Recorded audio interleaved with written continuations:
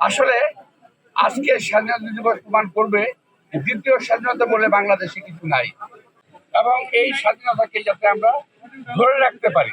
দলীয় আদর্শের ভিত্তিতে হয়তো আমরা আলাদা আলাদা কথা বলতেছি, বিভিন্ন রকম কথা বলতেছি, হতে পারে, কিন্তু যখন প্রয়োজন আসবে তখন কিন্তু বাংলাদেশের জনগণ এক হয়ে যাবে, স্বাধীনতা করতে পারবে।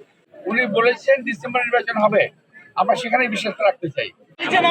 আমি সবচেয়ে প্রথম স্মরণ করছি স্বাধীনতার ঘোষক জিয়া রহমানকে, যিনি স্বাধীনতার ঘোষণা দিয়েছিলেন এবং অতঃপর দেশের থেকে উনি যুদ্ধ করে দেশকে স্বাধীন করেছিলেন।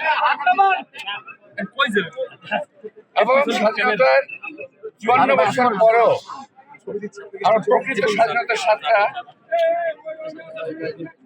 মাঝে আমরা হারিয়ে ফেলেছিলাম, এখন আমরা নতুন করে পেয়েছি ৫ তারিখের পরে। আমি স্বাধীনতার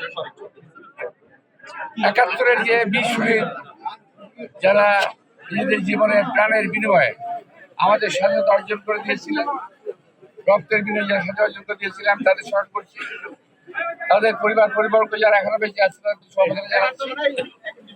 এবং আজকের এই দিনে আমি দেশবাসীকে, দেশনেত্রী বেগম খালেদা জিয়া, দেশ আমাদের নেতা তারেক রহমান এর পক্ষ থেকে আন্তরিক শুভেচ্ছা এবং মোবারকবাদ জানাচ্ছি। প্রিয় ভাইরা, আমরা এই মাত্র কিছুদিন আগে ৫ই আগস্ট, ২ জুলাই আগস্টের মধ্যে ছাত্র জনতা আন্দোলনের মাধ্যমে আমরা নতুন করে আমরা স্বৈরাচারকে তাড়িয়ে একটা নতুন আশ্বাস পেয়েছি। অনেকে বলে দ্বিতীয় স্বাধীনতা। আসলে আজকে স্বাধীনতা দিবস প্রমাণ করবে দ্বিতীয় স্বাধীনতা বলে বাংলাদেশে কিছু নাই। যারা বলে তারা আজকে স্বাধীনতা দিবসকে একটু খাটো করতে চায়, অর্থাৎ এই স্বাধীনতাকে যাতে আমরা ধরে রাখতে পারি, আমাদের পরবর্তী প্রজন্ম যাতে এই স্বাধীনতা ধরে রাখতে পারে, এই জন্য আল্লাহ আল্লাহ কাছে আমরা দোয়া কামনা করি। প্রত্যেকটা দলের যার যার একটা ইতিকার জায়গা আছে, যার যার একটা মতাদর্শ আছে, যার যার মতাদর্শ থেকে তারা মানে একটা কথাবার্তা বলে যাচ্ছে। এটা অনেক আমি বলবো না, তবে যদি অনেক কিছু বলে, এটাকে আমি এমন করে বলবো যে এমন সময় যদি কখনো আসে জাতীয় বৃহত্তর ঐক্যের প্রয়োজন পড়বে, দেশের স্বাধীনতা সার্বভৌমত্বের জন্য ঐক্যের প্রয়োজন পড়বে, তখন কিন্তু আমরা সবাই এক হয়ে যাবে, এখানে কোনো ভুল নাই।